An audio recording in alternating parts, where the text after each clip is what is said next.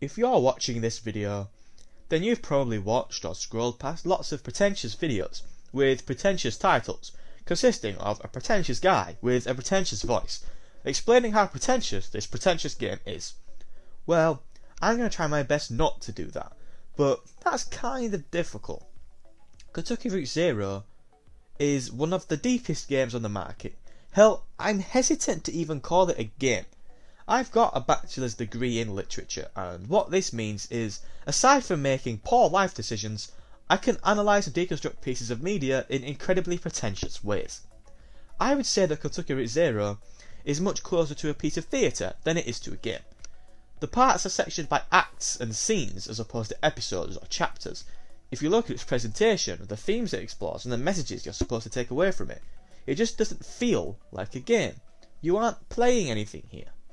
Sure, other games can have a deeper meaning, think Celeste, or Gree, or Spiritfarer, but those games all have a consistent gameplay loop. What is the gameplay of Kentucky Route Zero? It's not a make-your-own-adventure game. Your decisions mean very little. It's not a walking simulator, you do little walking. It's not a point-and-click adventure game, there aren't any puzzles to work out. So what the hell is it? With that incredibly pretentious intro out of the way, join me as we explore what the hell is Kentucky Route Zero. Okay, so, the truth is, it's impossible to talk about this game without sounding somewhat pretentious, but I'm going to try my best. We're going to start with the term absurdism. See, straight into pretentious territory. Absurdism is the contrast between humans naturally searching for the meaning and value of life and never being able to find a sufficient answer. Think about you right now. Chances are you've played this game and were underwhelmed by the ending, so you've searched far and wide on YouTube to find someone that can explain what it means to you. The sad truth is, you won't find those answers. Not sufficient ones anyway. Whenever I think of absurdism, I think about the play I studied when first learning about the term, Waiting for Godot. Waiting for Godot is a 20th century play written by Samuel Beckett that consists of two characters, Vladimir and Estragon, chatting to one another about inconsequential topics for a long time, just passing the time until Godot arrives. You read this 100-page long play, or watch it in a theatre for ages, anticipating the grand reveal of Godot's arrival. Godot never arrives. The second interlude of Kentucky Route Zero, The Entertainment, is a 40-minute reference to Waiting for Godot. Harry chats with the characters behind the bar, chatting about their depressing lives and foreshadowing future events a little bit, all the while waiting for Junebug to show up to give the entertainment.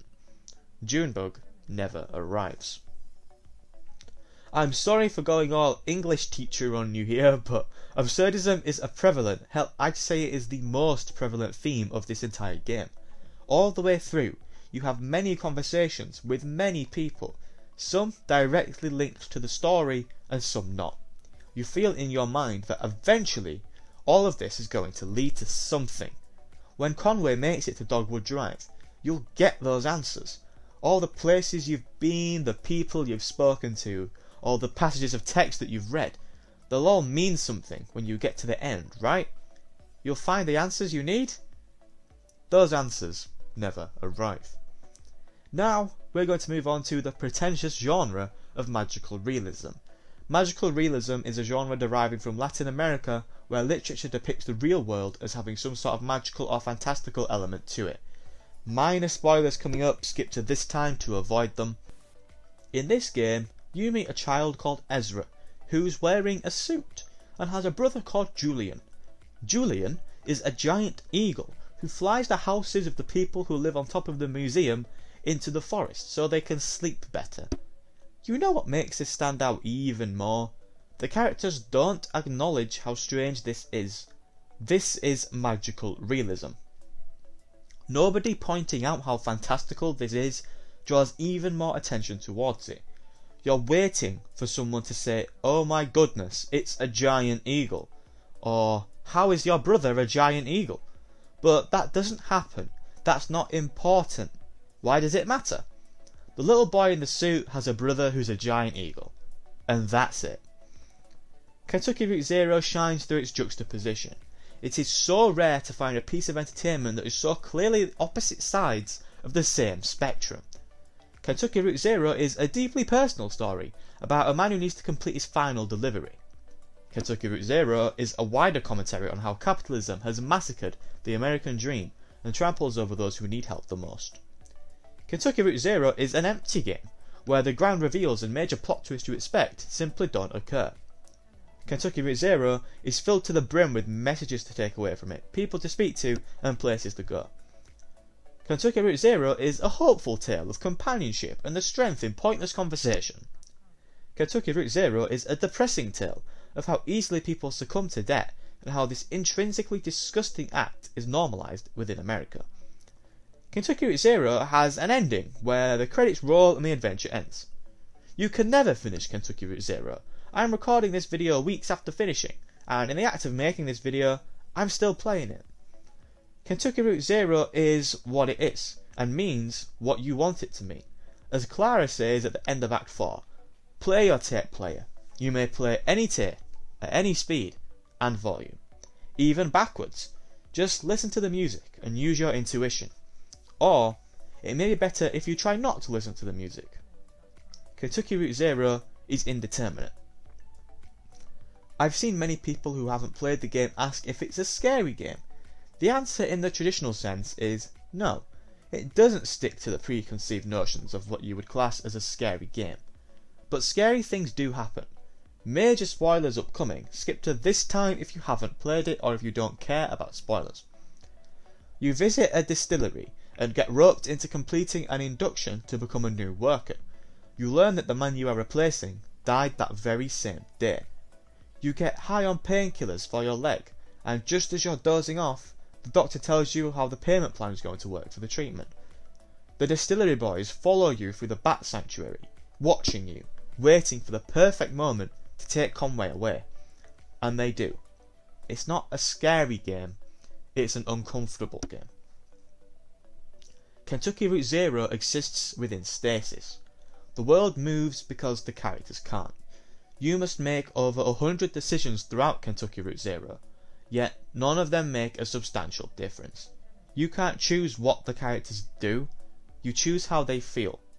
There's nothing you can do to stop Conway taking the drink at the end of Act 3. You can ignore the prompt, but he drinks it anyway. After this event, when talking to Sharon, you can explain how you feel about having to work at the distillery, but there was nothing you could do to stop him working at the distillery. In this game, you will walk up to a character, press the conversation icon, and then speak as the person you just walked up to, talking to the character you were before. It's seamless. You play as many characters, but it's never a big end of section, switching to new character. You just start making speech decisions as someone else for a brief moment. You'd be forgiven for thinking Conway was the main character. But there is no main character. Nobody is more important than anybody else in this game. They all exist, and that's enough.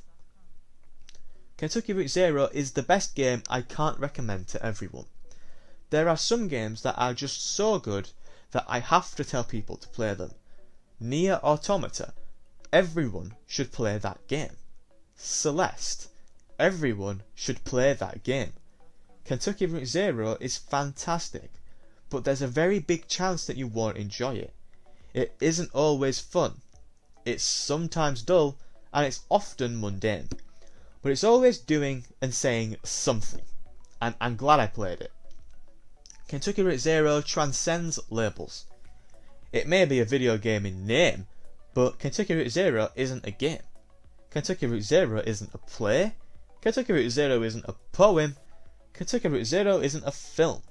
So just what the hell is Kentucky Route Zero? You've watched this whole video, listening to me rambling on about absurdism, about magical realism, about juxtaposition, waiting for the answer to this question. That answer never arrives. Thank you for making it to the end of this very pretentious video. I hope you enjoyed it. I had a blast making it, but for now, that's all from me. Let me know in the comments what your opinions are on Kentucky Route Zero and what it means to you. But yeah, that's the end of the video. If you enjoyed it, then please consider leaving a like, as I will greatly appreciate it. And if you want to see more content from me, then make sure to subscribe. I upload videos just like this one, though usually a bit less pretentious, every single Friday. Have a nice day and goodbye.